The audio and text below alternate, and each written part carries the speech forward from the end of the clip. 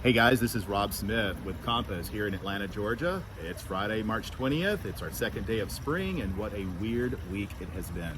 We're all in a new reality right now. So my job here right now is to tell you what's going on in the world of real estate. Sellers, we did something really interesting this week. We put 851 Cherokee on the market here in Grant Park this past Wednesday. This was a 3-bedroom, 2-bath on the park, a corner lot. We priced it $575, okay? So in the days prior to us listing, we kind of saw what was coming up with coronavirus, okay? And we said, look, on Tuesday, if we're still allowed, the day before we list this property in the market, we're going to do a brief open house. So on Tuesday, we opened the doors. We had a hand cleaning station right at the door entry. We opened all the doors in the house so nobody had to open closet doors, bedroom doors, that sort of thing. And we said, come on down. And we had quite a few people come over. We all kept our distance. We bumped elbows instead of shaking hands. Everything was fine. On Wednesday, we listed. We had 2 offers by the time we listed. We had 1 more showing on Thursday. We were under contract by Thursday night. So what all did we do to get there? We made sure we were priced right. We might have even been priced a little bit aggressively. We wanted to make those buyers have a reason to get up and come out, right? And they may not do the same thing next week or the week after that. We may be in a little bit of a different world, but for right then and right there at that minute, it worked and we were able to make that happen, okay? And so we also made sure that the property looked spectacular. The sellers didn't do any renovations. They didn't spend money getting the house repainted or the yard cleaned up. They basically took their own hands and said, what can we do from now until that Tuesday morning and get this place spick and span, cleaned up, right? Shortly after that open house, our photographer came over. They did the photos by themselves. They preferred nobody else be there. Again, safety concerns in the time that we're in. And then on Wednesday, we had those photos. We put it online. And here's another thing. While I was there at that open house, I walked out to the street. I looked up at the street signs that said Ormond and Cherokee, and I started a video. And I rolled in the house. I explained what we were doing. I explained what we were about to see inside. And for 8.5 minutes, I did a walking tour. Showed the buyers every single room, made some comments here and there about this fireplace and that room and this ceiling height and what is this over here. And then we posted that on YouTube, made that part of our marketing.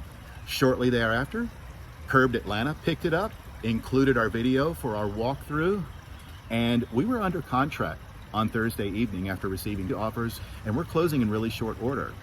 All right, so that's what we're doing with sellers right now. We're getting a bit more innovative. We're getting a bit more serious about making the place look great and making sure things are priced right to get them moved quickly in this kind of market. All right, for buyers, right at this moment, it is easy to show properties so long as sellers are willing to open up their home. We're going to wash our hands before we come in. Please leave all of your doors open in the house and all of the lights on so that we don't have to touch anything. All we're doing is touching the front doorknob, and then we're going to touch it again when we leave and lock up. I spray down the lockbox, the doorknob when we leave. I also spray my buyer's hands with a solution. All right, we can do that right now. In just a matter of days, we may not be able to do that anymore. It might not be a good idea to do that anymore, okay? However, there's no traffic, so I can get up to Woodstock, Hackworth, down to Noonan, get anywhere in town right now, and probably knock out a whole lot more than I might ordinarily be able to do, okay? So that's what's going on the buyer side right now. Buyers and sellers, you don't have to sit across the table from a whole bunch of people in the closing office right now. Our closing attorneys are making special arrangements to minimize your risk.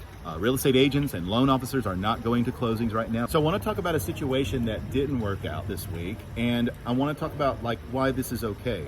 So I have a buyer who also needs to sell their house, and they have to sell it in order to purchase their next property. So you guessed it, their offer on another house is going to be contingent upon them selling this one here, okay? So we don't have this one on the market yet, not going to until this up here is a sure thing. We make an offer on a house. We make it contingent upon selling this one.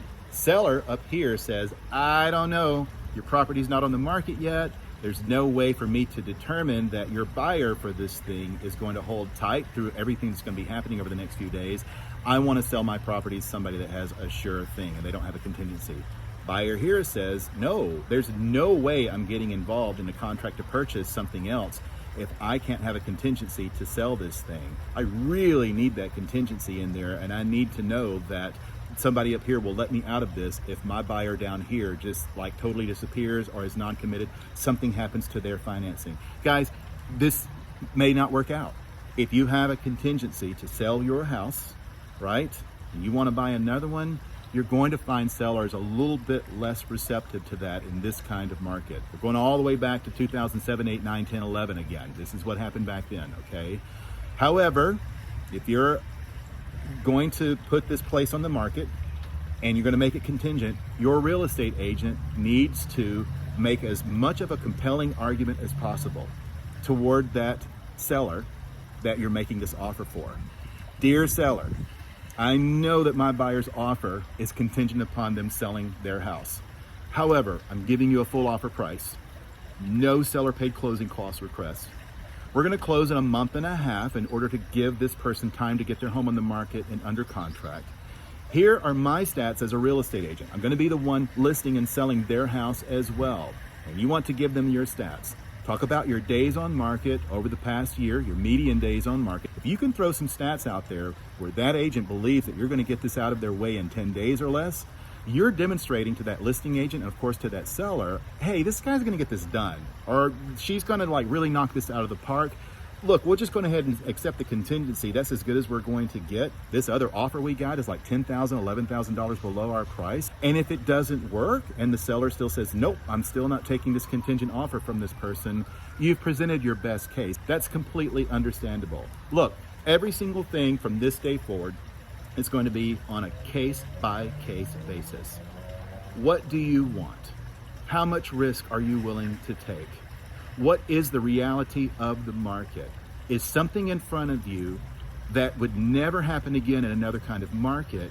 Or are you looking at something that there's going to be 5, 6, 7, 8, 9, or 10 of when this whole thing gets over with in the next few days, weeks, and possibly even months? Where are you on that scale? If you have something that is not entirely necessary and not entirely urgent right now, and you're not willing to take a little bit of risk, I would recommend let's focus on other things. Otherwise, if you want to take advantage of the opportunities that are in front of us right now and work with somebody who's going to go a couple of extra steps on both working with buyers and working with sellers, given the opportunities and the advantages we have, give me a call. Thanks. Have a great weekend.